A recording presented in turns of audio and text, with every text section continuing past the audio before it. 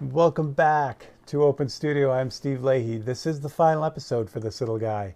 What we're going to do to start before I get into the framing part of it is something I should have done in the last episode, but I forgot. So we're going to start off with this. So again, this painting is all done. It's ready to go. So what I desperately don't want to have happen is any kind of damage to this. So it's going to jump back to what we just did with the repair on the handle. I'm going to take some Autoborn Sealer Transparent, which is the 6000, and I'm just going to go over this thing a few times, the whole thing. This will keep it safe while we're getting ready to frame it.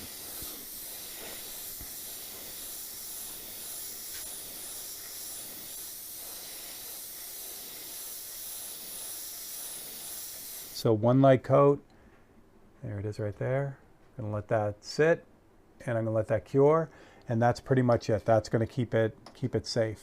The question here now is what type of finish do I want on this? Traditionally, I've done solvent-based clear on razor blades, and I am like 99% sure that's what's going to happen with this one. Now, unfortunately, that is something that I can't include in Open Studio because that's done in the spray booth, and it just makes for a tougher video for me. What we'll probably end up doing is, I'll come back when this is all cleared, and then we'll get this in the frame. But yeah, you can see the coat of Autoborn Sealer. That's going to cure anyway, and that's going to keep it all safe for me. All right, so let's get moving on to the next step. Sorry for the mess here. We got a lot of things going on. So I've got a custom frame thing going on over there. And then these are some of the components for the Shelby painting. And what this is Siriari rosewood. And I've cut these out already. So you don't, I already did this a while ago, so I can't really show you the process there, but what I do is I'll take just a flat board of an exotic wood, and then I'll cut a bunch of frame rails out of them. And then I'll just kind of, put them aside until I need them. So picture this as coming out of a board about that wide. So I cut them, and then I, miter them, and put the angles in them and get them all ready to go. So this one still needs a little bit of cleanup on the bottom. So that little tab is on there. This should come off like that. So it should be like that. And then I'll end up sanding this. Again, I mentioned this during one of the other feeds when I was painting. I'll show you a little bit of the sanding process, but it's pretty boring. It's just kind of going over this thing till it's absolutely smooth. But what I'm going to show you is just kind of how I put these together. So again, the Siriari rosewood, I picked this because it's got kind of an orange cast, and then we're going to do something fun with it with a little bit of Candy 2O. So we'll get to that in a minute. Well, not a minute. Well, yeah, I guess for you guys it would be a minute after I edit it. This is the carbon fiber sheet. So this is a hard pre-made carbon fiber panel, and this is going to be the background. So what's going to happen is this will sit behind it like this, and then the razor blade will float right in the middle of everything. So that's kind of where we're going with this. So let's get this frame put together and glued, and then we'll go from there. Okay, so here's my band clamp, and what I use to put this frame rail together is Titebond Ultimate Wood Glue. Works great. When this stuff is dry, it's actually stronger than the wood itself, so it's really nice. The band clamp is great if you're doing kind of any framing or any kind of square type of gluing, and you want to really just kind of hold everything together. So what I do is I have the frame rails here. They're already ready to go. 2 longs and 2 shorts. And what I want to do is I want to apply the glue to it. So just enough glue to kind of coat the whole thing. I'd rather have glue kind of coming out on the edges, squeezing out on the edges, than not have enough glue. Because not enough glue will leave gaps. If there's glue kind of squeezing out, then that's great because I can always clean that up. That's no problem.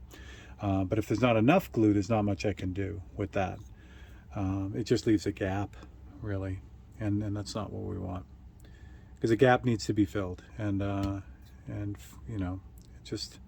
it's easier to just sand it and call it done. You know what I mean? So make sure you got plenty of glue on this. Just don't need glue on that though. And I only have to glue the long ends because the short ends there's plenty of glue on here, so we're good. And this goes in here. So these metal clamps are the corners, and then there's a ratchet that kind of tightens it all together. So you'll see what happens in a second. So just kind of slide these in, get these ready to go. This one down in here. I didn't mention, usually I glue on my cutting mat here, my big cutting mat. So glue doesn't really stick to it very well, so I can, I don't have to worry about it. It cleans up really easy too. So once that's all set, all I have to do is just give this a couple, oops, as I knock stuff over, give this a couple little cranks. Now I don't have to over crank this. You could put a tremendous amount of pressure on this. And that's not really what you want. You just want enough to kind of hold it all together, and that's what these corners do. Sometimes you could put cardboard in here, inside to keep the metal from damaging, but I have to sand this whole frame anyway. So as long as I'm not putting a ton of pressure, I'm good. So what I really want to do is I want to make sure that these on the front is that they're really lined up well, that if I run my finger across this, I can't feel the difference between height. I don't care about the back. Usually these are cut well enough that everything pretty much lines up front and back anyway, but the back doesn't matter as much as the front, obviously, because the back, if it's a little bit off, if there's a little bit of a difference in height on the back, it doesn't matter because it's hanging against the wall. You'll never see it, and the difference you're talking about is really just very minor. So I just kind of run my finger, make sure they're level with each other. Like this one's a little bit off, this one's higher. So if that's the case, I just kind of push until they're level. And again, there's not a tremendous amount of pressure on this clamp, just enough to kind of get the bond there and make sure everything is good. So once I get this lined up, so this is nice and flush, then I just want to kind of run my finger on the front of this thing and make sure there's not a lot of excess glue on the front sticking out, because again, like sanding right in that corner is a challenge. So I want to make sure I get as much of that glue off, excess glue as I can. Makes my life easier in the end. But you can see kind of the burn marks from the saw. Those are the kind of things that I'm going to have to sand out of this thing. Plus the finish on this is pretty rough right now because it's just the raw sanding edge from the saw. So that has to be sanded too. All right. Now we let that sit for 24 hours. You can take the band clamp off in a couple hours, but I just leave it on unless I need the band clamp for something else. That way I know that this is totally dry. And when this is dry, we'll come back, I'll show you how I sand it, and we'll get this frame put together. I'm not going to do all this sanding with you guys because, like I said, it's super tedious and boring, and it would take, you'd watch hours of me sanding. Not hours, but a lot of time. What's going to have to happen with this? So again, this is the rough wood, and what happened was the fence on my table saw actually had somehow got misaligned. I didn't realize that after a couple cuts. And what happens is when you have a table saw and you have the fence that you kind of run the wood with, that was slightly out of true. So what was happening was, as I was cutting this piece of wood, or the wood for this frame, the blade was getting bound up at the end. And what happens when the blade gets bound up is it burns the wood. It's not a major deal. It took 5 seconds to fix, but I had already cut this bevel here, and it had gotten, like I said, it got screwed up. It got burnt essentially. So I got to get all that off. So the way that I would have to sand this anyway, because it's rough wood. So usually I start, depending on how bad it is, or what I need to get off, I'll probably start this around 120 grit. And I use different things like little blocks of wood. I have a small sanding wedge here, which is really nice. Sandpaper just sticks onto it when you have a piece of Velcro sandpaper. So it sticks right on there. This isn't the piece I would use. I would use a whole piece, but you get the idea. So this allows you to sand this thing nice and smooth. I mean, as far as being, keeping even pressure on the paper throughout the sanding. And what I want to do is I want to always sand with the grain. Now, obviously, this comes to a 90-degree corner, so there's grain going in 2 different directions. And what I usually do in that instance is I'll take a small, again, one of these ripped pieces, and I'll wrap it around a small block. And then I'll just lightly go in a circle. So that way I'm kind of, cutting my losses there as far as working with the grain. I'm working with the grain in both. And that helps because if there's a misalignment here, you know, like this piece is a little bit higher than this piece when it glued, I can correct that. I can correct things like the edges too, you know, if there's not, you know, that didn't quite match or whatever. This one's in really good shape, so it's not going to take too much work. But again, you don't want to watch me just doing this for, you know, an hour. And you also notice there's a little plastic cup here, and I'm working on my cutting mat too. The reason why I do that is because what's going to happen is I'm going to get all this sanding dust here, and I want to save that. So what I'll end up doing is grabbing, you know, like a business card or something and collecting all the sanding dust and putting it in that cup there. What that's for is if there's again, well, here's a good one. There's a little bit of a gap here where things didn't quite meet.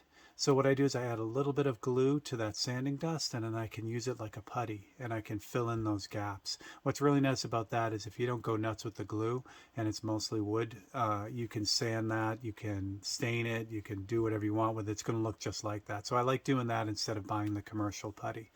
And usually that's the corners, or, you know, these edges here are really nice. Sometimes there's a little bit of a gap in here that needs to be filled. That's the glue's coming out of that, so that's good. But like I said, this frame's in really good shape, so it's not going to take too much work. All right, again, I'm going to start with like 120 grit, and then what we'll do is I'll pick it up as soon as I'm done with sanding the 120 grit. You're going to see all this burn mark gone, and then we'll be able to move to the next grit of paper. 120 is all done, so this is looking really good now.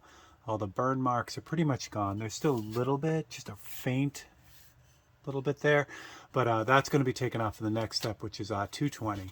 So 220 will take, I mean, this is pretty smooth right now, even with the 120, but 220 is going to make it smoother. And what I don't want to do is I don't want to do a ton of work with the really rough stuff like the 120, especially on these bevels, because what happens is if you're not careful, if I'm not careful, I'll be sanding like here, and maybe I don't get all the way into the corner, and then this starts taking on this like kind of curved line. So I want to be careful. That 120 really shapes this wood a lot, but it does a great job at, like, you know, just cleaning everything up, getting all the rough stuff off, and getting it ready for the more final stages. And I've got plenty of sanding dust now, which is perfect. This stuff is awesome. I don't think I'll need any for it, but it's always nice to have. What I'll often do with this stuff, because I use the same kind of wood a lot, or, you know, I'll keep the same species of wood for a lot of different frames. So what I'll do is I'll save this. That way next time, you know, if I don't want to save it, I'll have some kind of in the bag, and I'll just mark it as whatever wood it is, and that goes in with the frames. All right, 220's next. I'll see you in a couple minutes. And the last step for me is 400. 400 is usually just about enough. You can keep going. You can go all the way up to whatever you really want. Hell, this wood is hard enough that you could actually get it up into the, you know, 15, 2000 range and have this be really, really like polished by itself. This wood is that hard. But I use a lot of the gunstock oil with it, and that seals a lot of the grain. Not a ton of it, but it just gives it a really nice look. So for that, you know, going that high with the sandpaper would be overkill. It would you wouldn't get that same. I mean, it would be super shiny, but but for me, 400 is usually the last stop. So you know, it's not going to show much between this and 400 because it's really, really smooth right now. If I were to just finish this right now, it would look great. But 400 gives it that little extra that really does a good job, kind of making sure that any of the, you know, the final scratch marks are out and that kind of thing. All right, so I will get at it. We'll sand this thing with the 400, and then we'll get ready to put the oil on it. Okay, before I get too far with the final sanding, I want to fill that gap. I thought I could kind of take the curse off it and sand it. This looks like there's a gap here, but this is solid right here. So there's nothing going on there. But this little gap right here in the corner is there. So I want to make sure that I kind of take the curse off that before I go and sand it. Or, you know, finish sanding it and then finish it and then realize that, you know, it shows. So I don't want to do that. So just going to grab the same glue I used to put it together. Tight Bond 3 Ultimate. This stuff is amazing. Just going to grab a little bit of this, just a regular Post-it note here, and then that sanding dust that I was talking about that I have for just this occasion. So I'm just going to mix some of this together with the glue, And I wish I could tell you exactly what consistency to look for, but it's really just kind of a feel thing. You want kind of like I get like kind of a dough, like a wet. I don't know. I even don't know how to describe it. Wet dough, I guess. But you can mess with it. You can come up with whatever. There is no correct consistency. If you use too much sawdust and you run out of glue, you just add a little bit more glue, and you'll know it. Well, what you're trying to do is you're trying to come up with something that you can kind of work into that gap there, and that's probably close right there. Okay, so you got that, and then I got that. So I'm just going to grab a meat skewer here. I use meat skewers way too much. I love them. And I take this kind of gluey, sawdusty paste and just kind of work it into that seam. And again, what's really, really nice about this is that it's mostly the wood. There's obviously glue mixed in, which gives it the binder, you know, that liquidy, pasty type thing. And then that holds it all together, but it's really the wood that is going to help out a lot, because again, I'll be able to sand this once it's dry. I'll be able to stain it if I was staining it. In this case, the oil goes right over it like it was, just straight wood. So it's really neat. Plus, because it's like you can mix it to any consistency you want. You can do stuff like what I'm doing now. See, I'm literally just kind of forming this right into that gap. I can move it around. I can wipe off the excess, that kind of thing. So what I'm left with is just like a perfect, it looks like I cut it right, basically. All right, so the trick here is once that's in there, I got to let that dry. I can't do much with it till it's dry. But once it's dry, I'll be able to just lightly sand on top of that, and you'll never see that gap, which is really cool. All right, I'm going to let that dry, and then we'll get to the final little bit of sanding, and we'll be ready to start putting oil on this. Okay, our little repair is dry, and again, that seems like the gap is back, but it's really not. That's the dried glue. So we're in really, really good shape. So I'm going to, since I've done most of the sanding on this is all sanded on both sides at 400, I'm just going to take a single-edged razor blade, and I'm just going to kind of lightly scratch away from that repair, from the fill. So I don't want to get in here and sand really. I mean, I will in the very end, but for this, I just want to kind of get rid of any of that excess glue, that kind of maybe crept out a little bit that I didn't get when I was forming this. There we go. Yeah, that's beautiful. And then I'll just grab a little bit of 400 paper, which is where I left off with, and I can lightly get in there and finish that up. Oh, that's lovely. So when I go to put the oil on this, that's just it's gonna disappear. It's gonna be like it was, like I said, like I cut it correctly to start. Okay, so here's your finished frame. Now, one quick thing, and it's probably going to come up in the comments, which is valid. The question would probably be, could I use a random orbital sander to do this? The handheld, little handheld sander that, does that. And the answer is yes and no for me. Yes, because it works great on these sides. Like if I wanted to use it on the thicker side rails, that's great. What I find is, and there's probably a woodworking solution to this, but I'm just, I'm an amateur woodworker by every stretch of the imagination. When I go to do the top of it, I have a tendency, especially with the bevel, to kind of roll that bevel over because I'm not very careful. So yeah, if I could keep it totally flat, it'd be great for the flats and for the sides. But then when I get into doing the bevel, I tend to roll that over. And so I have better luck when I just use kind of the, hand sanding method on the front of it. Again, the sides doesn't matter because you can get a good, you don't have to worry about that. I didn't mention the back. I do kind of clean up the back. This still needs a little bit of work. All I'm going to do is take, I don't have any here because I put it away already, but like where the cut is really rough, I'll just take some, this is 400, this is not what I would normally use. So I take some really rough paper like 100 grit or lower and just clean up that edge right there. And I don't worry about the burn marks in here because they're going to get all covered up. And that's it. So it's ready to be oiled. The other thing I did without you guys just because it's a pain in the butt, is this is the 1 mil carbon fiber. This is an actual sheet of carbon fiber. This stuff is amazing. If you're not familiar with carbon fiber, it is ridiculously strong and light. It's great stuff.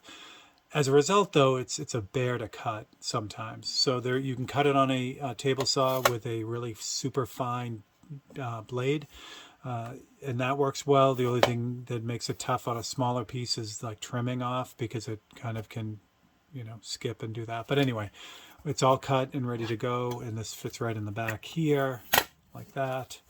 What's nice is with this, since it's such a harder piece, a thicker piece, normally I'll laminate carbon fiber on, if it's thinner, onto a piece of wood, but this is so thick and nice that this will be the back as well. So when you flip this painting over, you'll see the carbon fiber on the back as well.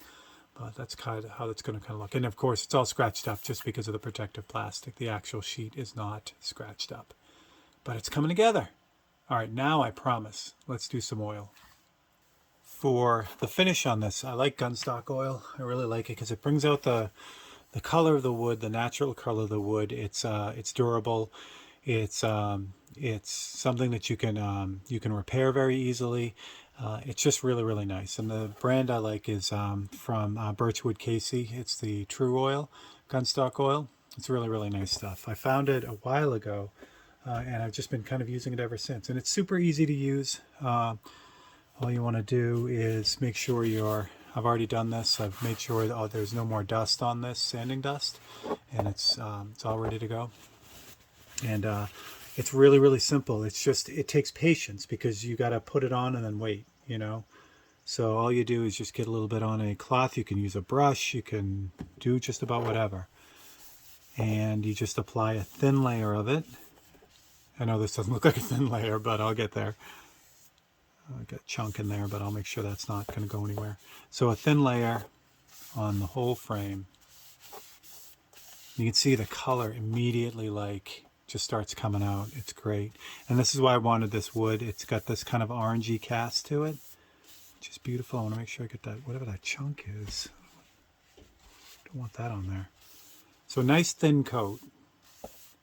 And like I said, this gunstock oil is all about patience. So what happens is, once I get all this done, you let it dry, and then, or you give it time, and then unlike stain, you can either wipe it off, as it's starting to set, and then keep putting coats on. And I'm just going to put some more on as we're talking here. You can put more on. As it sets, you can rub off the extra, and each technique will give you a different kind of finish. So what I do is I usually just kind of put this on here, let it dry, and then all I'll do, well, you'll see it because I let it dry overnight, and then I'll hit it with some sandpaper. No, I'm sorry. What am I talking about? I'm concentrating on oiling and not what I'm supposed to be talking about. I hit it with steel wool. So, and then I just repeat the process. And this is where the patience part of it comes in. Depending on how you want the finish to look, like how shiny, how smooth, how glossy or whatever, that's what determines how many times you do that process. So after I hit it with the steel wool, I'll put another coat on. Then wait 24 hours, hit it with steel wool, put another coat on. And you guys will see that as it comes together. It depends on, like I said, it all depends on the finish. If you want just a very you want to be able to really see the grain through it, and you don't really want a high gloss on it, then you can put one coat on, let it dry, hit it with steel wool, and you're done. So it's the beauty of this stuff, really, that you can do so much with it. And I use these. This is the top of a cardboard file box. I use these all the time for spray painting and that kind of stuff. And what's nice about it is once I get the oil on all nice and even, so I don't have to touch it anymore, like that. Now it's on this box and I can just move it around. I will oil the very back, that thin edge, but I'll do that last. It only takes a couple coats. And again, the back doesn't, need much. So I just want to make sure that there's no clumps or anything on this. And this looks really, really good. And now, like I said, now the just takes patience. I got to wait 24 hours before I can mess with it. And again, but you can see, even now, if I just said that's it, it's done. I'll come back. It'll be a little bit more matte than this once it's dry, but it'll still have a gloss to it. And you'll see that when we jump. I mean, you guys are not gonna have to wait at all. It'll just immediately jump to the next day. But for me, when I come back tomorrow, this will all be kind of a little bit more matte finish. You'll still have a gloss to it, but it is pretty. So again, that's what we're looking at. And remember, the razor blade painting is, of course you remember because you've been following. It's red. So it's going to go with this orange really, really well. And of course, the carbon fiber will be a nice break between. So that's what we got. All right. I'm going to have to wait till tomorrow, but you guys get to time travel. So I'll see you in a second. And just like that, 24 hours later. So one thing I wanted to show you guys real quick. So the finish is already like beautiful. It's coming out great. But I noticed in this corner, see these scratches here. These popped out when I oiled it. Once the oil dried, you could really see the scratches. So this sometimes happens. From here on out, as I'm going to be doing this, I'm looking for things like that, like things I might have missed in the sanding process. Also, you can see these little dots right here. So you can do those, you can see, but some of them you can't. But when I run my finger across this, I can feel little bumps and things just from the oil not going down really clean. So what's going to happen here is normally there would be the next step is to hit it with a little bit of steel wool. However, I have some things to fix on this, so I'm going to use just 1000 grit paper. If these scratches were really really heavy, I would go through the process again, start with like 400 maybe, and then jump to 6, and then up to 1000. But there was a little divot here, and I remember specifically trying to work on that to get that out, and I just didn't do a great job at finishing it up. So I'm gonna sand this out right here. So get those out, and I could still see them, so I want to be sure that I get those out. So I am going to switch down to a little bit heavier paper. So let's jump to 200. This is 220 actually. So this is pretty aggressive. It's not aggressive as the 100, but I don't need to get that crazy with it. So now obviously with the 220, I'm sanding off the oil. So I'm going all the way back down to raw wood, but that's okay. I mean, I'd rather get this fixed than, just kind of push it through and, regret it later, see all those, because you will, no matter how much oil you put on, you'll still see those sanding scratches. I think that's good. Now, after the 220, I do want to hit it with 1000 again. And again, at this point, this is so smooth, and the wood is it's really, really nice. It's hardwood. This rosewood is great. So I can make that jump from 400 to 1000, and not worry too much about it. Now, of course, that's one of the reasons you get scratches, because you don't take the time to go through each of the grits properly, because the way it works is one grit will take out the scratches from the last grit. 1000 grit can't really take out the sanding scratches, heavy sanding scratches from like even 100 or even 200. But these were just really superficial, so I should be okay here. All right, if I want to get a feel for that, do I have any water around here? I don't. Oh, I have condensation from the drink that I have right here. So if you take a little bit of water and run it over it, it'll give you a quick indication. Like there's still a little bit of a divot there from whatever that was originally. But that's okay. I'm going to leave it, because in order to get that out, I'd really have to sand this down, and it would almost slope down here a little bit, and I don't want that. All right, that looks good. All right, so for the rest of it, since I've already hit it with 1000, I want to kind of, this section right here, I just want to kind of watch for those little bumps that I was talking about. Anywhere where there's like roughness right here. You can't even see it, but right here there's roughness. So I want to hit it with 1,000 for this. And the only reason I'm using 1,000 instead of, normally I would use steel wool here because that works really great at taking off those bumps. I've already used 1,000 in that corner. So this way it keeps everything nice and even. Now, if there was some sort of accident, like I put too much oil on and say it sagged and left a real, visible sag in this, I would have to sand all that out too. This one, that didn't happen. But the only reason I bring it up is because it has happened in the past. Like there's a little bump right there. And I can't even see it with my naked eye. I could just feel it. So I just want to hit that real light. Again, I don't want to obviously take off all the oil because that defeats the purpose. Like there's a little bit of a sag right there. See how it's kind of a little drip? I just want to make sure I get that stuff out. These are not major at all, so they basically come right out. So I'm in good shape with this. And then just to finish the job, I'm going to lightly go over the rest of it, even though, like I said, there's nothing here. This one is really good. There's nothing there either, but I'm still going to hit it. So that way I know I get the same sheen over the whole thing at the end. Because if I had sanded out that one corner, wherever that was, and then just re-oiled it, there's a slight chance that area where I just sanded is going to have a different sheen than the rest of the frame, and I don't want that. All right, get a towel real quick, wipe off any of the dust that I just created by sanding this thing. There we go. And then it's just simply repeating the process. So a little bit of oil here.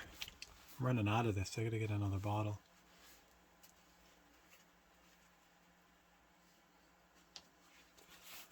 Okay, so a little bit of oil on here. A little bit more than that. Here, oh, there we go.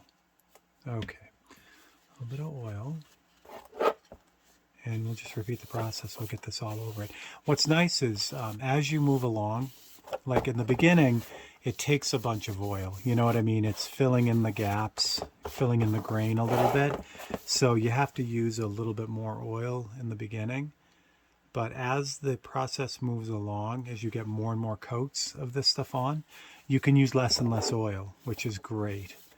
Because, you'll see at the end, the last coat is really, it's just me like taking a tiny bit of this stuff and just going over it one more time. Right now, I'm actually kind of trying to build it up a little bit. So, so I'm leaving a good amount of it on there. But the end of it, the end of the process is really just a little tiny bit more. And then it just kind of ends the process of the application, which is nice. All right, so we should be in good shape now.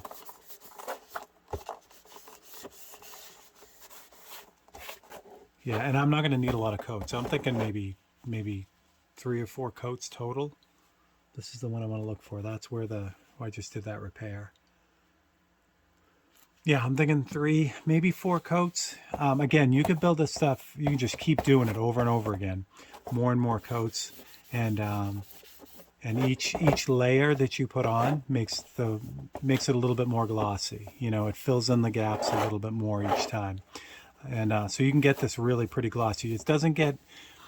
The thing I love about it is it doesn't get super heavy build like an automotive clear coat. It'll always be real thin, and you'll always be able to kind of see the grain in it, which is why I love it so much. All right, so there's my repair down there, and that looks really good now. So I'm in a good spot. So I just want to quickly make sure I don't have any extra oil on here. Just makes it easy when I go to get to the next step. But hopefully tomorrow, when I do this again, yeah, that's the repair right there, because I can tell by the little divot. Hopefully when we jump back and it's 24 hours later, I'll be able to just hit it with the steel wool and put another coat on it. It might even be done after that. And that's, I make that judgment when I look at it again for the next, after the next 24-hour period. But yeah, it's coming together really well. I love it. I love the way it looks. All right, so you guys, we'll be back in a second. but I am going to wait 24 hours. So here we go. 24 hours later. Okay, so here's how we look. Yeah, I think this is going to take only one more coat for me. It looks really, really good. Okay, so there are a couple things. Again, like a little bit of extra oil right there. So for that, I have a piece of 2000 grit now, because I really don't want to take too much off here. I don't want to sand it all the way down to nothing. I just want to get that droplet smoothed out and off. And same thing, anywhere where there is a little bump, really just lightly kind of go over it. But again, this is now to the point where, it is in real good shape. There's a little nib right there. Nib right there.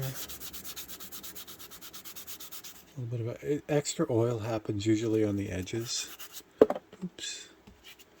Because I'm not careful, basically. It doesn't have to. It's just usually that's where it happens because I'm, rubbing the oil on and then not taking care of the corners. Side looks good. Side looks good. Front is good. And also I want to check, find my little divot, which is getting harder and harder to find, which is good. Yeah, it's right there. So I'm good in that corner too. Okay, good. So I think one more coat will do it. Before I put that coat on, that's where the steel wool comes in. And if you're not familiar with steel wool, this isn't the kind that you used to scrub dishes with the soap in it and everything. This is just a plain old steel wool. It's got nothing in it, no oil or anything, and it comes in different. I guess grit is the word I'll use, but it's not really that. It's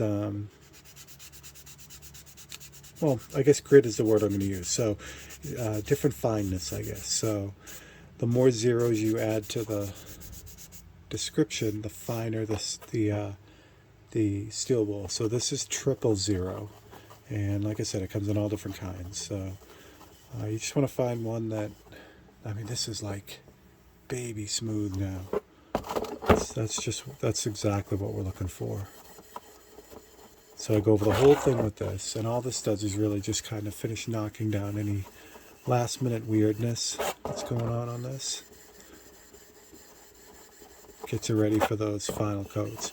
So ideally, if you're putting a lot of coats on, I would do this after those first couple initial coats. Once you get the first initial ones on, they're usually a little bit rougher and, not, you're just getting stuff on there, really to seal things up, and then you start dealing with the finish. I would use this after every coat, and you can keep going with this. I'm going to put 3 coats on, but you could put 10 coats of this stuff on, and the more coats you put on, the kind of glossier it gets. But I don't want a super glossy finish on this.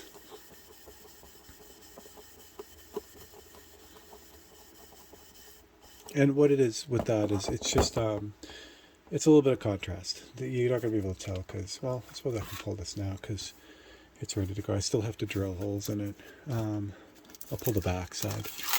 So this carbon fiber is pretty matte. So I don't want a super glossy finish on the frame. I just want something to just offset that. And then the blade will be completely glossy. So that will give me all the contrast I need between the 3. It's going to look good though. It's going to look real good. Okay. So one last coat. Now the last coat, the final coat, I really want to just kind of wet the surface almost. I don't want a whole lot of material on here. This is just that last coat. So ideally I don't want to have to do anything to it. No sanding, no nothing. Just leave it. So I've got a lot on here, but oops, as I knock the camera around. What I want to do is I want to get this on here without any of, the weirdness. So just kind of get some of this off the cloth. I probably should have. I definitely need a new bottle of this. It's starting to dry, so you get these weird chunks. I don't want any of those on here. There we go. So really just, just kind of putting this on here. And for this, I don't want any of those little blobs on the end. You know what I mean? It's just in order to get it shiny again. And that'll be the final coat. It'll just seal everything up and get everything ready. The top on this, since I already got some on here.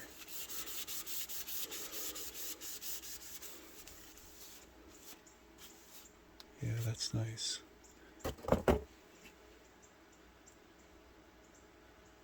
Yep, I'm almost out of this stuff here. I do use it a lot. I love it. Oops, you guys are real close, so.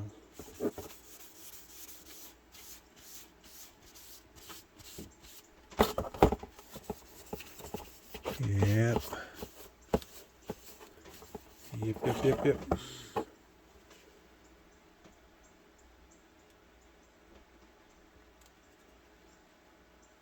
Oops, now I got too much. Great. Okay. Struggle bus. Okay. It's too much on that one too. Again, I'm going to do the back separately.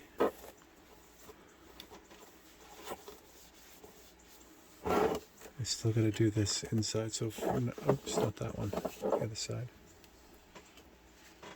Very chunky. Yeah, this is the last round for this bottle. It's drying inside the bottle, and it's giving me all these chunks, which, when it's wet, you don't have to, worry about it, because you just take it off, you just wipe it off. But still, when you buy a brand new bottle, it's great. So I'm gonna pick up a bottle. So for the last sides, I'm just holding it from the inside. I'm putting my fingers right here. Kind of hold it. Make sure I've got all the sides, and there's nothing on this thing. Chunky wise, like that. Like that would be a really bad thing. That drip of oil at this stage. I mean, it wouldn't be a super bad thing. You just take, you have to sand that out, and I don't want to backtrack at this point.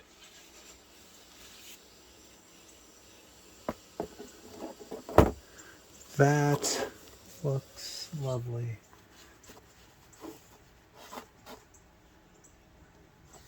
Here we go. Okay. Again, 24 hours on that, and then the final check. We'll be good to go.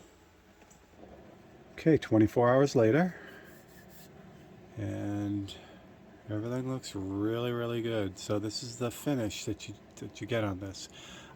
So now this looks really good. If there was anything like weird on this now, at this point, use a little bit of steel wool to just kind of like clean up, the area, like if there was a little nib or something that was showing. And then what you do is, instead of re-oiling the entire frame, you just kind of apply the oil right to the repair area really thinly, and then let that dry, and then it's all set. But this looks really, really good. There was a couple spots that I missed. If you look on the inside of the frame right there, you got a little spot there, and there's a little dry spot right there. Those are pretty common to have happen, and it's just a matter of getting a little bit more oil and putting it on there. So we'll get that done. All right, so let's do the dry fit now, and then we'll get to making the little mount. So this again is the back, and that's actually the go side. That's the side that's going to have the painting on it this way. But I'll use the back side just since it shows a little bit better. There is a little bit of an inset here, so the backing kind of sits in here. So to get a good feel for what this is going to look like, excuse me, just grab a random block of wood, and this will hold the back up. If not, the back would be, a little bit lower, you know what I mean? So there's that. Now for the For the actual mount for the blade, what I usually use is a piece of softwood. This is poplar. Yeah, 5/8 by 5/8 by 5/8. So what I'll do is I'll cut off a little piece of that, like this. And depending on how it looks, I'll cut different sizes. So the first one I cut was like this. It was a little bit too low, so I just grabbed a surrogate razor blade here and just kind of drop that on here. And again, it's not perfect. It's just going to kind of give me the look. So what I'm looking for is the distance off the backing, and also, you know, I want to make sure I don't come close to the glass. I obviously don't want the razor blade to touch the glass. So I want a good kind of medium ground for that. There is no, since I make these frames by hand and the inside measurements can sometimes change the depth wise, there isn't a standard size. There should be a standard size, but I'm not that good. So this needs to be a little bit higher. So I've already done this and I've cut a little bit taller one here. So try this one. Roughly in the center. This goes here. And yeah, I like that already. I like that much better. That looks great. So it's up off the surface and it just looks good. All right, so we're gonna flip this frame over, drill the holes in the back, and also we're going to finish this mount because this mount is going to be black and it's going to have a groove in it and all that fun stuff. So let's get to that. Okay, so let's start with the back for this and the holes. There are 5 holes that this thing needs. And what we need is we need 4 screws to hold the backing in, and we need a center screw for the back. So we're just going to line this up. This is a little bit smaller than the opening, which is fine. So what I need to do is I just need to make sure it's roughly centered, just so I make sure we get a good... Actually, before I do that, I want to check to see how thick this profile is in here, so I know how much I can come in. Yeah, it's pretty tight. Ideally, this probably should have been a little bit thicker. This right here. And again, I just kind of cut these. I should have an exact measurement, but again, I don't. Oh, you know what I forgot to do? I forgot to put a little bit of oil on this. We'll do that before we do assembly. So I can't come in more than that. So yeah, wow, it's going to be right in the corner. Okay. Which is not a bad thing, especially with a backing that's aluminum or like this carbon fiber, because this stuff is so strong. You can go right to the very edge of this. So say this is I wanted a wood back for this. That you can't do that with a wood backing. You're too close to the edge. It'll just blow apart the screw. So if I wanted, say, a wooden back, like a laminated back, that's exactly what I'd have to do. I'd have to cut this backing out of aluminum and then laminate a piece of wood on this side, because that's the only way it holds on. All right, so now I know where I can go, which is right on the edge. Is the drill bit going to be too big? I feel it is. Okay.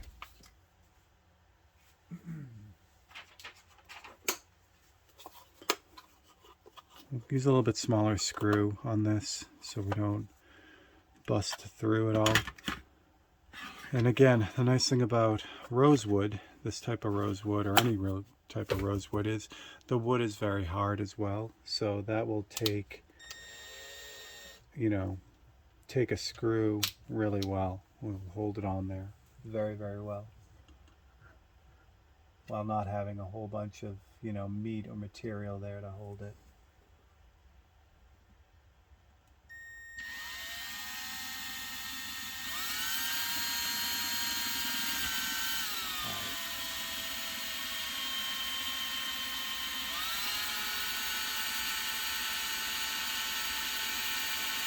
Yeah, that was super hard. Super hard. So there you go. Right in the corner. So I'll repeat the process on all 4, and then what we'll do is, well, actually I'll do this now, and then you'll see the whole process. So I want to make sure, yeah, that came out great. That's got plenty of wood around it. That's going to fit in there nice. And I've got small enough screws to hold that. And again, this isn't, even though it's structural, it's being held in by the screws. 4 tiny screws in the corner are going to be super strong with this. It's not, I won't have to worry about this, coming apart. Okay, the hole in the back. So we want this in the center. So the way to do that is just go from corner to corner. And, you know, obviously the more center this is, the better. So a little line right roughly in the middle, and then reverse the process on the other corners. And by doing this, you get the center. There's my center right there, so you can see that. So now when I drill through this, it's going to be right in the middle, which is good. A block of wood here. Now for this, I'm going to use the small bit first, and then I'm going to widen this up. Actually, before you do even that, because I want to make sure this stays right where it should. So I'm going to grab an X-Acto knife here, go right in the direct center of this X. Oh, carbon fiber is so strong. I just want to start a hole. So I get the drill bit right in there, right in where it should be.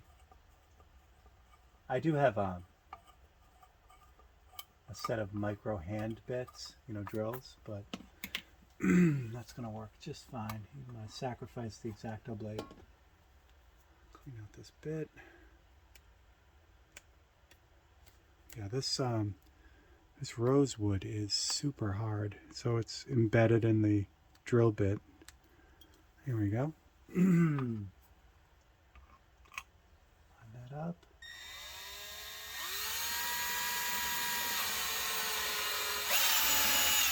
Beauties. Dead on. Awesome. Okay, so this hole here, excuse me, doesn't have to have threads on it or anything. It's just the screw needs to pass through that to hold on to the mount. So I'll use a bigger bit and widen that hole a little bit.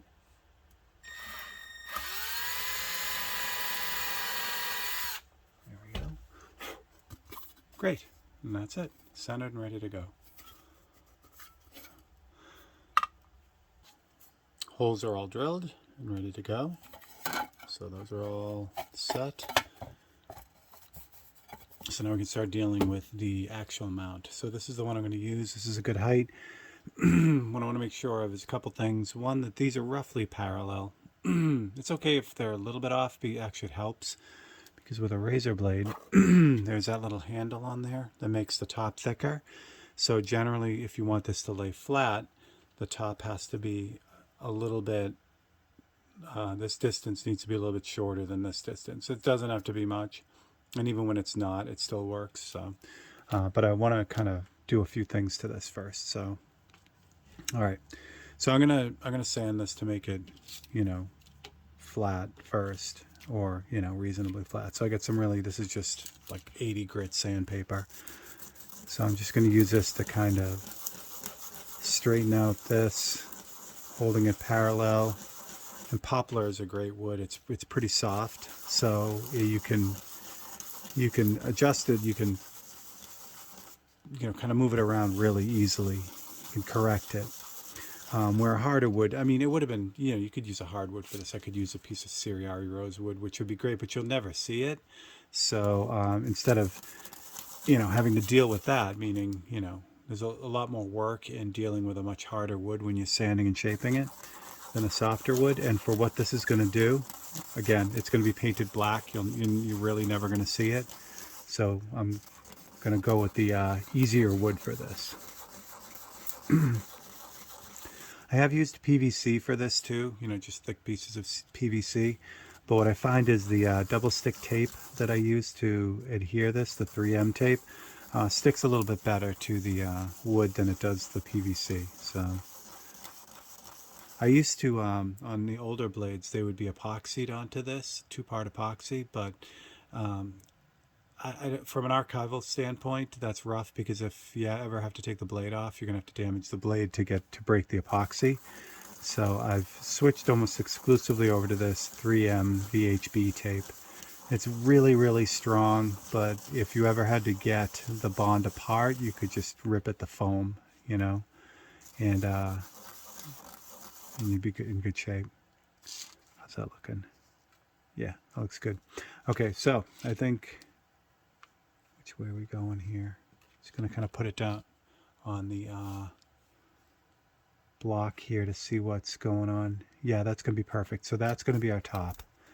So I'm going to put top, and now by putting the T here, that's going to be, I'm going to know that that's the front and it's the top. So the next thing I'm going to do is I'm going to kind of mark a groove here, and what that's going to be is I'm going to cut that notch out. And the reason why I do that is because when it's on the mount, even if it was black, you know, you'd still kind of see it right there. But if there's a notch there, it looks like the blade is just floating on nothing. You can't see anything. You can see down into the hole. So you're like, you know, it makes it a really cool effect. The other thing I want to do, and I can do this, I could do this with a ruler, but I just need to be, you know, roughly on the mark, is I'm going to need a hole for the screw that holds this in place. And that's it. All right, so let me grab my tools and we'll get carving. And here is your finished mount. Okay, so I was going to show you all this, but it's not super exciting. And I can explain it just as well. So you mark off the bottom here, and I drilled a hole for the screw. So the screw will, you know, that's where the screw will end up going in. And then the top has a groove in it. So all I did with this is I have a little hand clamp. You can use a vise. And you just block this into whatever you want to hold it into. And for this, there are a lot of ways you could do it. You could do it with a hand saw. You could do it with a power saw. It's very small. But I use a Dremel bit with a little, it's a little round saw blade essentially. And I just run it through and carve out that opening. And that gives me that groove. I didn't bring a razor blade over, but what happens is, and I'll show you this after, the razor blade hole will just line up with that groove and you won't even see it. It'll just look like it's floating. So the next thing we got to do is we got to paint this because there's a chance that if you look at this, you know, from the side, the frame, you'll see the mount underneath. So I want this to be as inconspicuous as possible. So in order to do that, we're going to do that with some black. And I'm going to use some base coat sealer black from Createx because it holds the best and it seals up everything and just looks really nice. So what I need to do is I need something to hold this. So I'm going to grab a meat skewer here and just push that into the opening in the bottom. Now I can spin this around. We'll get set up with the base coat sealer.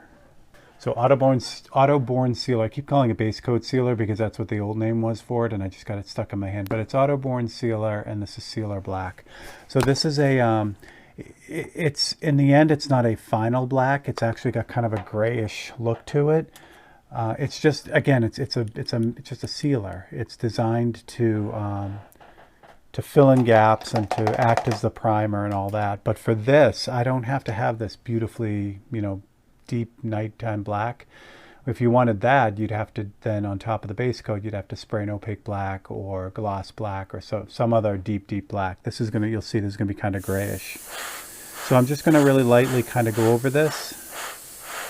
I'm going to show you guys the first coat, and then I'm going to put the other 2 or 3 coats on by myself, just because, again, it's the same process over and over again.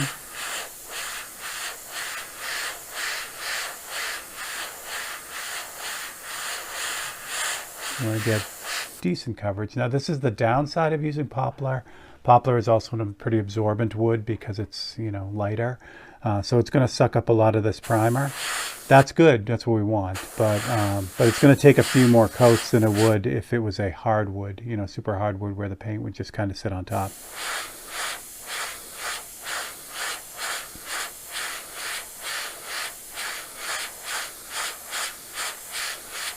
And again, that's black enough for what we want.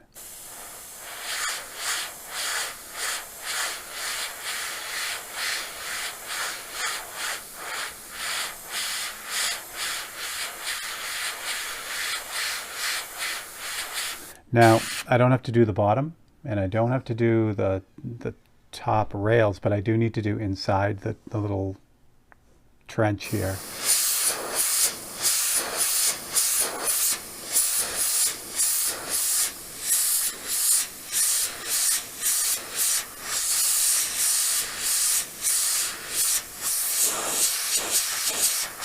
And it doesn't matter if I get a little bit of paint on that. The adhesive, you know, the foam strips are going to go there anyway.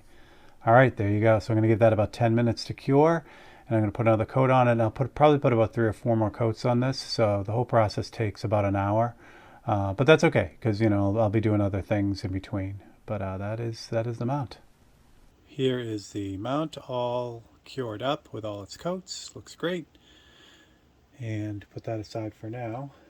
So let's cut some glass. That's the next step. So here's our frame, and I still gotta clean up that little, wherever that was. Yeah, there's a dry spot there. Still gotta clean up that and the other spot, but we'll dry fit the glass now to get that out of the way. Okay, so for all these paintings, all these paintings that I have frames for, they use museum glass, UV museum glass, which is amazing stuff. And if you've watched any of my videos before, you know that I use this stuff a lot. It is great stuff. It has a reflection control coating on it, which when looked at straight on is invisible, which is awesome. And it also has a UV blocker too, so it really helps to protect the painting. So this is a piece of that glass. So we're going to cut this to fit. And when you buy the full sheet, it has a cool little note on it that says which side faces the artwork, because one side has coating, one side doesn't. So it shows you which side is which. And yeah, it's ready to go. So let's figure out what size we need first. Put that aside. I always wear gloves with that glass because you don't want to get fingerprints on it. It's just, you can get the fingerprints off, but it's just a pain in the butt. So I try not to get a bunch of fingerprints on it. All right, so the inside dimension, this measurement, not inside here, but inside here. That's what I'm looking for. That's where the glass sits. So grab the ruler and my notepad. Incidentally, way back, you guys saw it not too long ago in the video. That's the dried glue and wood mix, and that's stronger than wood right there. And you see how dark it is? So that's why when I put it in the gap there, it looked like it was still open. All right, anywho. So this is just at 7.5. And this is going to come in at, well, let me just mark it. Might be easier.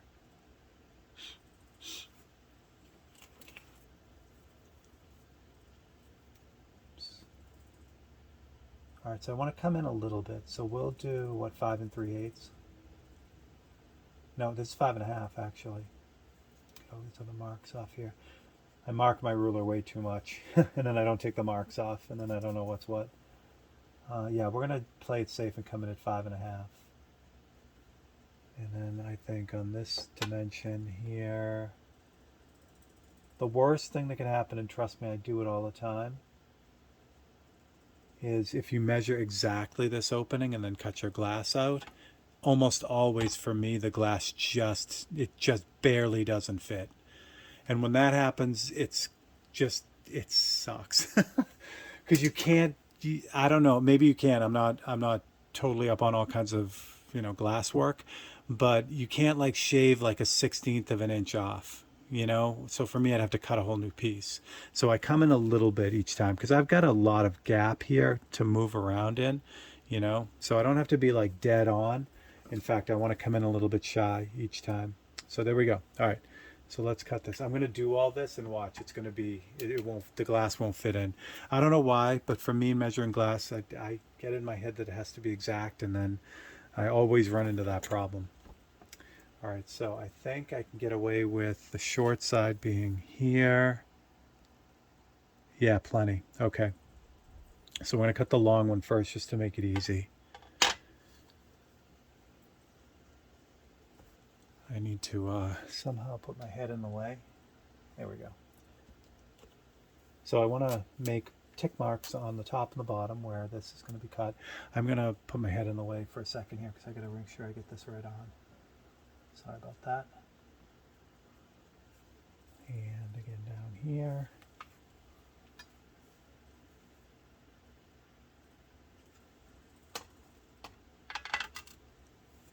I'll put it here. Trying to do this while not getting in the way of the camera is not easy. There we go. Come on, baby. Huh. There we go. Okay. So those are my 2 marks. So again, there is a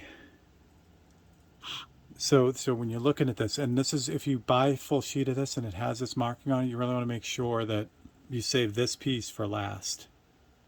You know, you don't want to cut your glass out of this piece unless you mark it somewhere else, because this tells you what side you can cut. So this is the artwork side. So I want to score this side, and that's actually going to be scrap. There's already a score in that didn't come out right. So this little Logan mat cutter, I'll put a link. I'm hoping they still make this because I love this thing. It is just so convenient to have around for not only for mats but for glass cutting and foam board cutting and any kind of straight cutting. It just really is a beautiful thing. It comes with all these different attachments. This is the glass cutter attachment.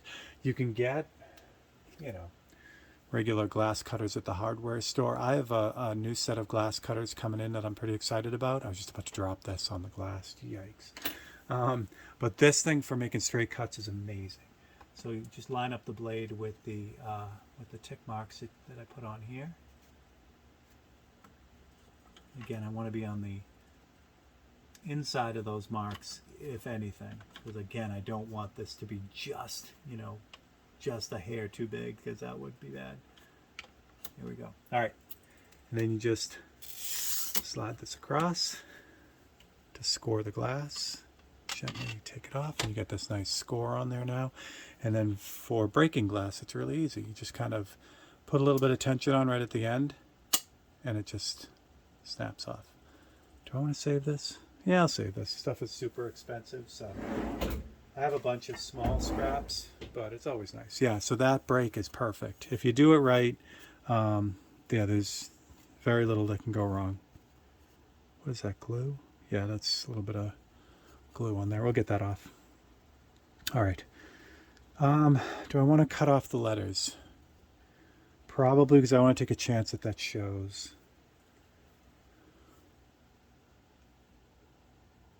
Although it doesn't look like it will. Yeah, we'll leave them on. What could go wrong?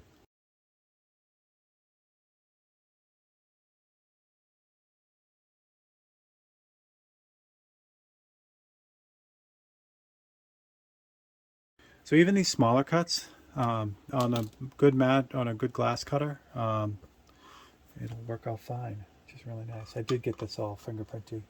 I think what I was thinking was this piece was going to be a scrap, but I ended up holding on to it. So whenever I have a scrap, sometimes I don't really take as good of care of it as I should, you know, meaning don't get fingerprints on it and stuff, but this will clean up nice. Like I said, it's just kind of a pain in the butt. I'll show you how I clean it up. And actually, if you saw the Harley painting, you've seen how I clean this up. All right, there we go. Okay. That. Always want to pick up your glass and not drag it, because that's how you scratch it with all those little glass bits. All right, the moment of truth. A little bit of tension on both, and you get a great cut. Easy peasy. All right, now the real moment of truth. Opposite, the side faces artwork. Okay, now the moment of truth. Hold your breath, kids. Ah, like a glove. A little bit of movement, not bad. Can't see the letters. That's awesome. There's your glass. I'm gonna wait to clean this up. I'll clean it up after we install the glass in here. I mean, yeah, once I get the foam in and everything. That way we know everything's safe. But there you go. There's your glass cutting. Now it's time for the foam. So we'll install the glass now, get the glass in.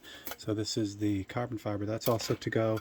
So this is just a piece of 1/8 inch foam board, and it comes in black. I didn't have any black, so I ended up spraying this, which is really pretty easy. If you want to do this, you want to do it inexpensively, just grab a can of, I grab a can of either satin or matte. Satin's a little bit nicer because you don't get as much of these fingerprints on it. So you just spray the foam board follow the directions on the can, and it comes out just like a piece of, you know, factory black foam board. It's nice when you do that because, you know, in this case, I'm using black because of carbon fiber and everything. It just goes together really well, you know. But if you are doing something like this, if you, I don't know if you can see it, barely see it, that's the whole point. Inside, I custom painted the foam board to come close to matching the brick. So you don't see it head on, but if someone's walking up to the piece, if this was, say, white, you would definitely see it, and I don't want that. So I just wanted to kind of not be part of it. It's just job is to kind of hold the glass in place and clean up the wood, you know, so I don't have to finish the inside of the wood as well. Okay, so really easy. The glass is in this now, so I got to pull the glass anyway before we do this because there's fingerprints on it and stuff that I got to clean up. And but we're gonna get the glass cut. So what I need is a piece of scrap paper here. Post-it notes work really good for this. So what I want to do is I want to get the measurement from the glass, the surface of the glass, to this top edge here. So again, post-it notes work great because you just kind of hold them in place. Oops, try not to bump the camera here. And then I can mark the, it's a big piece of foam right there. Oh, there you go. So that's the measurement I need. Now I'll just cut a strip.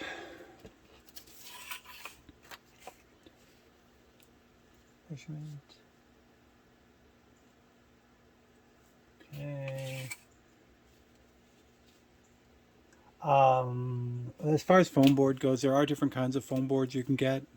Generally, archivally speaking, you want to get acid-free foam board.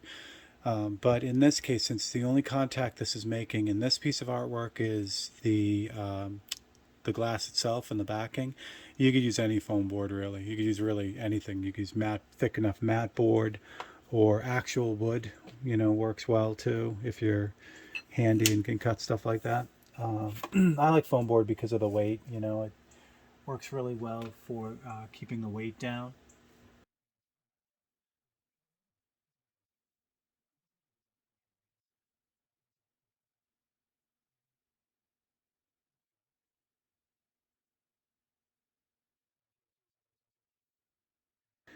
So for cutting foam board, I like to use a longer blade, like a single edge razor blade works really well.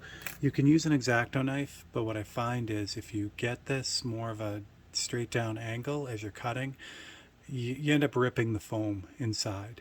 Where if it's a nice long, I mean, you can do an X-Acto, but you got to keep the blade down, you know, so most of the blade. But to totally eliminate that, a single edge razor blade works really, really well for cutting foam board because the blade is so long, it just cuts really cleanly through it and you don't have to worry about it. Also, having a good ruler, this, I'll show you this in a second. This ruler is specifically made for cutting. So this is Art Tools cutting rail.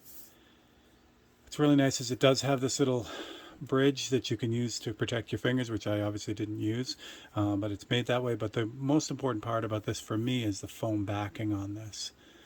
This is really nice because when you put this down on a material, this doesn't move, you know, and that's the biggest thing. When you have just a straight ruler with nothing on the back, it has a chance, especially on a long cut, as you're, you know, moving along down here, as you're putting pressure on the ruler, it slides like this and it's, you know, ruins the cut. That's no good. But with that rubber, it really holds it, that foam really holds it in place the whole way down, even though you're not, you know, physically holding the whole ruler down. So invest in one of those, you won't regret it. So there's my first piece. Yeah, I'll be able to get two out of this, so I got to cut another one.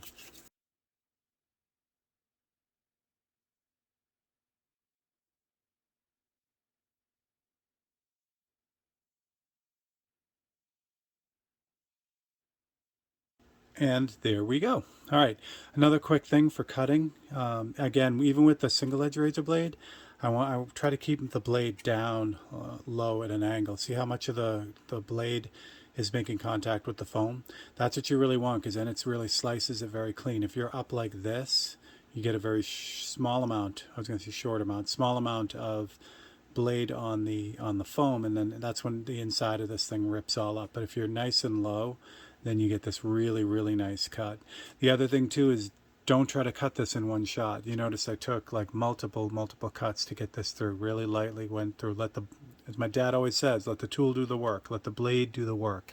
And then you get this perfect cut, which is great. So there are our pieces. We're ready to go.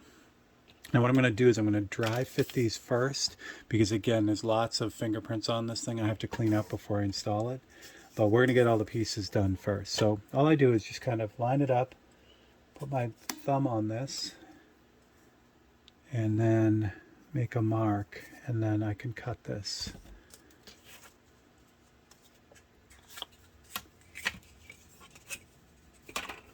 So here is piece number 1.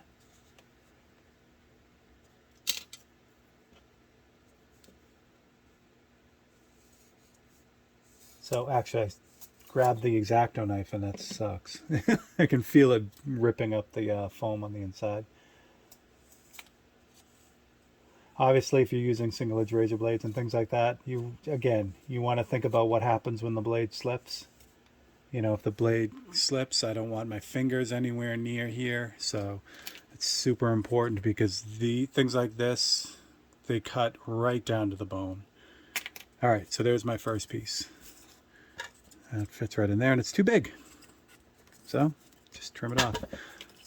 Trim this real quick. And this is why we dry fit things too. You know, I don't want to start gluing stuff in and then have it not fit and have to rip it all out.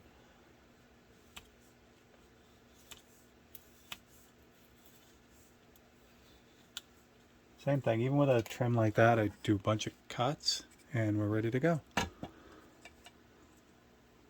All right, I'm going to get the rest of these pieces done and we'll be ready to go. Put them in. And there we have it. So those are all 4 pieces cut. Now when I took them out, I made sure I put them in order, meaning I just kind of took them out and put them where they were eventually going to be, because they're cut in a certain way now. So I don't want to mix them up because it's just a pain in the butt. Now I've already cleaned the glass. I don't know if you haven't seen the end of the Harley painting, I went over how to kind of take care of this UV museum glass. The best way to clean it is I use just a lens cleaner, a glasses cleaner. This works really, really well, and it just gets all the fingerprints off it and keeps that that nice UV coating in good shape. So that's all done, cleaned and installed. It's just kind of boring. It's just me spraying and, you know, cleaning glass. So let's get this in. So the way I just put these in, or the way I put these in, is with a little bit of double-sided tape. A little bit of gold leaf there from another painting. So let's move this aside for a second. And so I've got the strip of foam, I've got the Scotch 3M ATG tape. So this has enough room to put a couple on, so I'm going to be safe and put 2. And then this just sits right in here up against the glass. And just push firmly. So again, I don't know if I mentioned it, the cotton gloves keep the fingerprints off the glass. Like I said, it's just a pain in the butt having to clean fingerprints off it all the time. So once I get it clean, or even before when I'm handling it, I try to minimize the amount of fingerprints on the glass. So the glove completely helps, or gloves. I usually wear 2, but it's easier to deal with some of the finer things without the gloves on. So I usually go do the Michael Jackson thing and have 1 glove and 1 non-glove. So this one goes in here.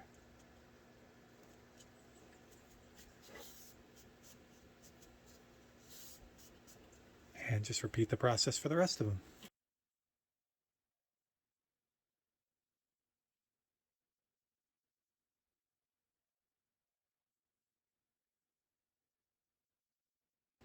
Okay, and there you have it.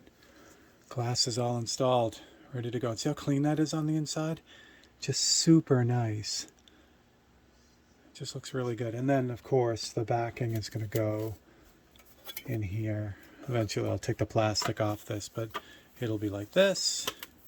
And the blade will be right there. Well, you'll see it in a few minutes. So now it's neat. At this stage, Editing Steve is going to have to come in, because I actually don't have the razor blade clear coated yet. It's got the UVLS, or the base coat sealer on it, but it doesn't have the actual clear. I still got to do that.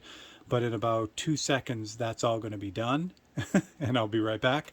And then we'll mount the blade onto the stand onto the backing, and put it all together. And this one will be done. Blade is all cleared. Again, I can't take you into the spray booth. There's just no way to do this so that the camera doesn't get covered in clear coat yet. I will probably figure out some way to do that. But this is all cleared and cured. So you're seeing it pretty much right away, but this was cleared, and then I let it set for 2 days just to make sure there was all, nice and cured. What I use for clear most of the time is, especially all the time really with razor blades, is a House of Color USC01. This is their show clear, and I really, really love it. It's super clean, super clear. It has a great build to it, and it looks really good. All right, so there is some cleanup that needs to be done on this. This blade came out really good. In fact, there's always a question on whether I should do this next step or not, and I'll show you what it is. So I just finished this Corvette razor blade painting, and this one is all buffed and polished. Now I had to do the buffing because you can still see a little bit of it. There was a little bit of a chunk of clear coat that had just kind of got on there while I was clearing it. So those, it's funny, on a bigger item or a car, you have to resand the car after you clear it, and then you buff and polish.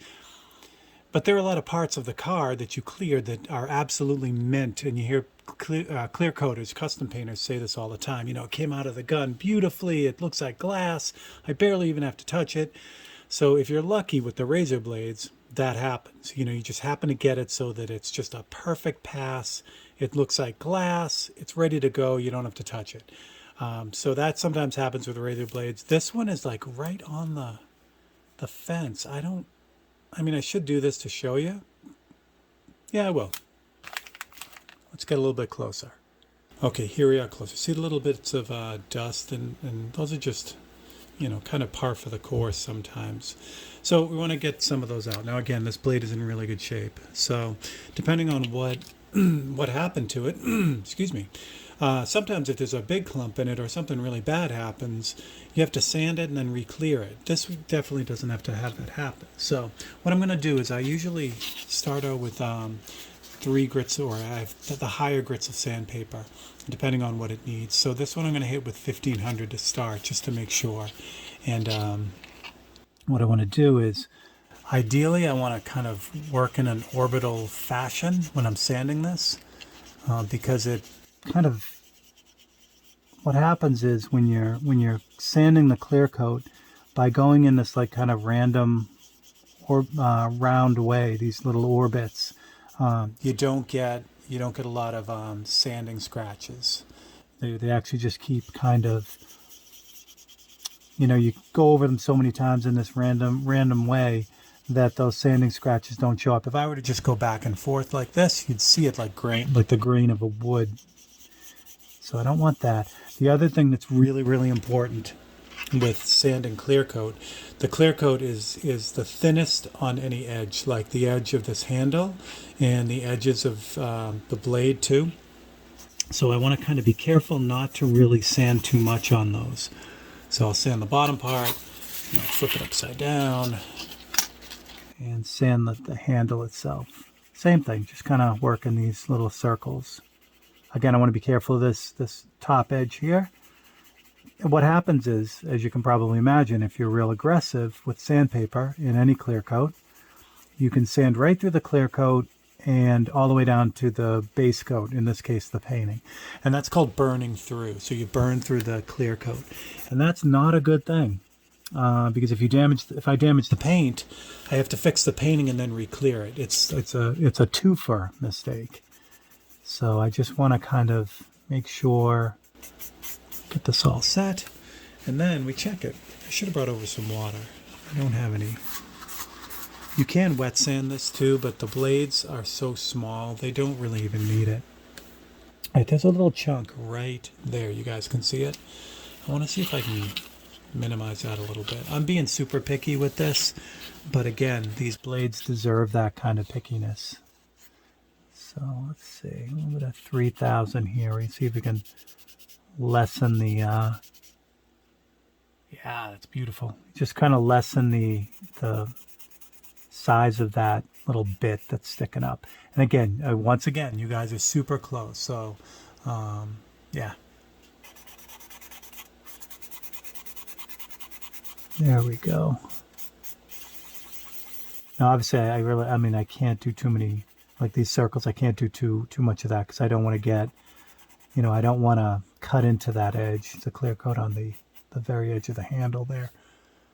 That looks good, though. I don't think I'll be able to get too much more of that off without really, risking burning through that edge. And I don't want to do that, especially on the red, because it would show up immediately if I went all the way through. Because remember, this paint is really, really thin. So if I were to burn through, it would take one extra swipe with the sandpaper and it would go right down to the gray underneath. And I'd be like, then you'd see me cry. All right. So that's the 3,000. So what I can do from that, since it's 3,000 grit that I used, or, a combination, I used the 1,500. So just kind of go over this really quickly with the 3,000, and that will remove any of the 1,500 scratches that might be there. So I have 2,500 here too. So if it's, if you want to take the steps through it, through all the grits, that's, always a good idea, because basically what happens is every time you move up a grit, you remove the scratches from the last grit. So say I had to really sand this, say it was bad, it was like 600. I had to use 600 grit. So I would go 600, then I would use 800, then I would use 1,000, and then 1,500, or even 1,200, then 1,500, and then all the way up. So that way each pass removes the scratches from the last pass. If I were to sand this clear with stuff on that. If I were to sand this clear with 600 and then immediately jump to the 3,000, if I then polished it, you would still see all the scratches from the 600. They'd just be a little bit softer. They wouldn't be as, visible. But I like that a lot. Okay. So the next step is to polish it. So this, I love this stuff. This is CSI. This is Ceramics. And this stuff is great. So now in a larger item, I could use like a polisher. But blades are too small for that. I suppose you could, but you run the risk with burning through with polish, just like you do with sandpaper. So in my case, I find that if I'm not careful with the buffer, with the polish, I can sand through it. I can burn through it easier because you're developing heat when you're doing this part of it. You do a little bit with sandpaper, but not nearly as much as when you start buffing with a mechanical device. So I tend to run the risk of burning through with a buffer. So I would never use even my small, little buffer. And again, that's the worst to have happen. You burn through, and then before, especially with a buffer or like that little Dremel, the time that it takes between burning through and then ruining the painting is like instantaneous. Like the moment you get through the clear, that buffing wheel will just blast through the paint too. So ask me how I know. I don't know if you guys have been around long enough. You've seen the Kiwi Terry painting that I did. The late great Kiwi Terry and I swapped paintings, and in his painting I had cleared it. It was on a small panel, and I was buffing it, and exactly that happened right on the edge. I just blasted through it, and had to fix the whole painting. It was not fun. So I've bunched up the paper towel, so there's like a it's not just like my finger, like if I were to wrap this around my finger and then do it. I have a bunch of the paper towel here, so it's actually got some meat to it. So I'm just kind of like, same thing, working in these random circles. And what's nice about this polish is when you do get a little bit of heat on it, meaning just from the friction, that kind of just helps it smooth out.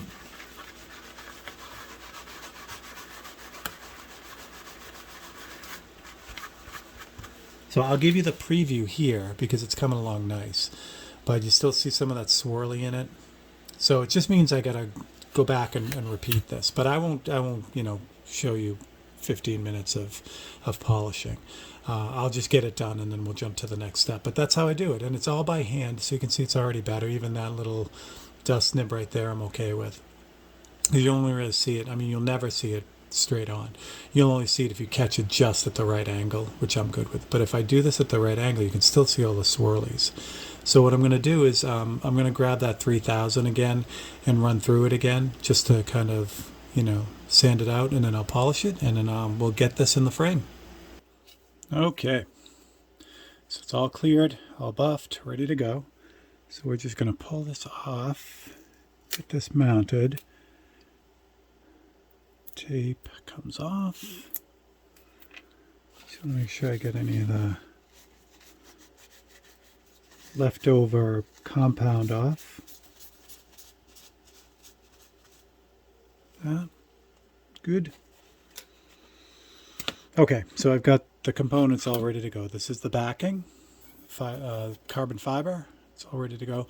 One of the Ferrari paintings had carbon fiber backing too, but I made a mistake with those. I bought carbon fiber, but it was really thin. This stuff is awesome. This is like a piece of metal. It's great. I love it, and it's solid and all that fun stuff. So that is the go side. So that's what I want. So this is the mount for the blade, and this is the blade. So kind of have no choice. Okay, I was just kind of thinking of how I wanted to do this. There are different ways, just in order wise I could do this, but this is how I want to do it. So I want to put double-sided tape.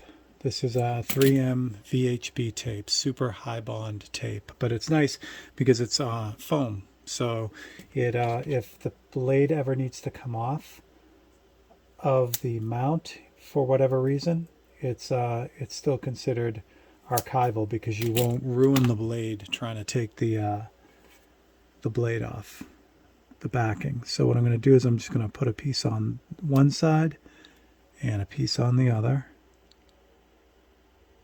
And it does hang over, but I'm going to take care of that in a second. Just make sure it's really stuck well. Move this out of the way for a moment. And just trim off the excess.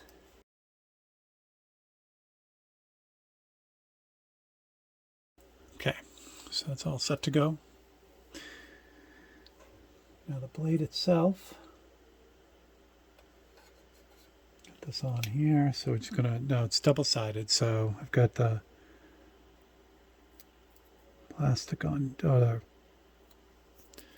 protective paper on there. And we're just going to line this up. I'm going to move this off a little bit down here just so I can make sure it's lined up right on the money. Because there's a hole in the center of this on the other side. So once I get this in the right spot, like that, I know that it's going to be straight in the frame too. And it's just going to give that a little bit of pressure on it. So this is, it is sticky, but it's also pressure activated. So I'm going to hold it as if I'm gluing it for a few seconds here, and that'll ensure that that bond is really strong. That is lovely. That is lovely. Okay, she's ready to go. So now we'll just put this in the back of the frame. I don't think there's a top and bottom. We'll find out though. Okay, so for this, okay, so I have a screw. This is real short, doesn't need to be very long. It just needs to go through the carbon fiber and then into the wood. Let's get it started right there. And like I said, I don't think there's a top and bottom on this. Probably is, but I don't think it's going to matter. Okay, tighten this up. Now, I mean, it's small, so I only need the one screw, but one of the advantages of this, the one screw setup, is that I can make adjustments on this. So I can make sure this is perfectly lined up without, without too much trouble. That. That's lovely. That's just glue from the dry fit that comes right off. Okay, so I've kind of handled this. I probably should have used gloves with this just so I didn't have to mess with it. But I will clean this before I put it in. Just grab some cleaner here. Spray it on a rag. It's one of the lint-free shop rags. So this will just remove any fingerprints off of this thing. I want to get that a little bit tighter. Oh yeah, definitely tighter. It's just a good fit though, so there we go. That's better. Could still move it, but you have to really jam that thing for that to move now. All right. Make sure that's straight.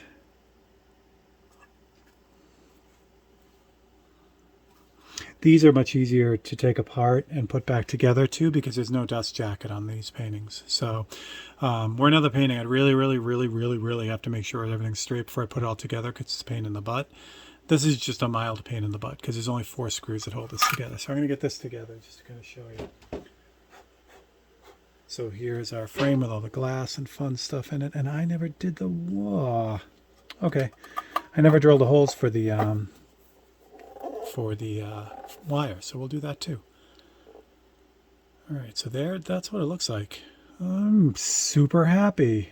All right, let me drill the holes in. What I'm going to do is to save a little bit of time, I'm going to go off camera and drill the wire holes for this so we can just put it together and finish it up. But yeah, I think that's going to be a little bit easier. Be right back. Alrighty, holes are all drilled. That was a close one. See how that's right on the foam? That's bad. I make these frame rails. What I really should get in the habit of doing is making this part thicker so that I have more wood to work with. It's fine. Everything's going to hold together, but it's a little too close for comfort. Okay, so we're all drilled out. Everything's good, cleaned out, ready to go. I did cheat a little bit on you guys. So when dealing with hardwood, like this is, especially with these really small screws, it's a really good idea to have, a sacrificial screw and some beeswax. And what you do is you thread each one of the holes first before you really get to putting it together. And it just helps a lot because the hardwood is super hard, and these little screws, they can't take a whole bunch of torque. So if you try to thread them all in one shot, there's a good chance that you're going to break the head off or just split the screw, just break the screw in half. Ask me how I know that. Yeah, that's right, because I've done it a bunch of times. So yeah, hardwood is great, but it is hard wood. So these are all set. This thing, it's crazy, right? It sounds like metal. I don't know, you can tell I don't do too much with actual carbon fiber, because the carbon fiber folks are like, yeah, that's what it's supposed to be like. But like I said, I've only gotten super thin sheets and then use them as laminate. But having a nice sheet that actually is the back, this is the bomb. So let's see how that looks before I go and wrap everything up. Shit, dust is on the outside. Oh, that makes me happy. Makes me happy. So let's finish. We'll just finish it up. So next thing of the wire for it. So I've got these small screws. I don't know how I feel about that though. I don't feel too good about that. So I'm going to use a bigger screw, a little bit longer for security, because we don't want this thing ever coming off the wall unintentionally. That's not a good look. Use a screwdriver for that.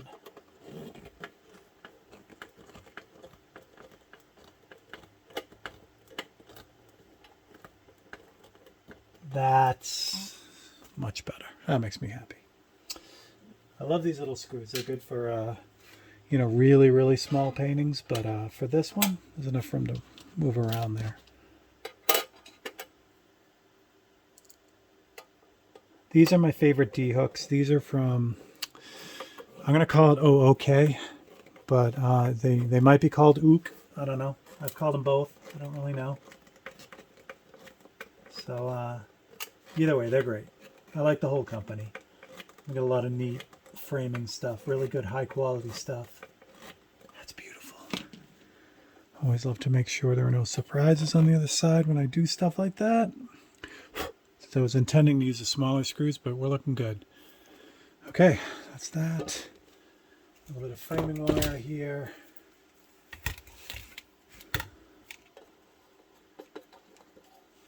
Some bumpers on this, and we're good to go. I'm just going to wire this. If you are interested in this, I call it a framing knot, even though it's not really a knot, it's more of a wrap. If you're interested in the way that this gets done, just check out the last episode of the Harley painting, and I kind of go through how I do that.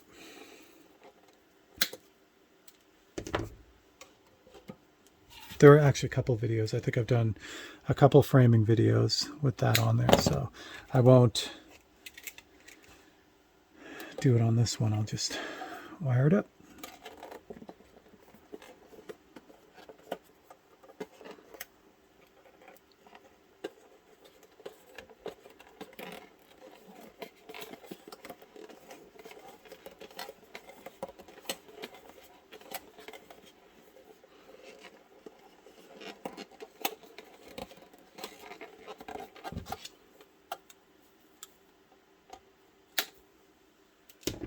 Okay, wired up.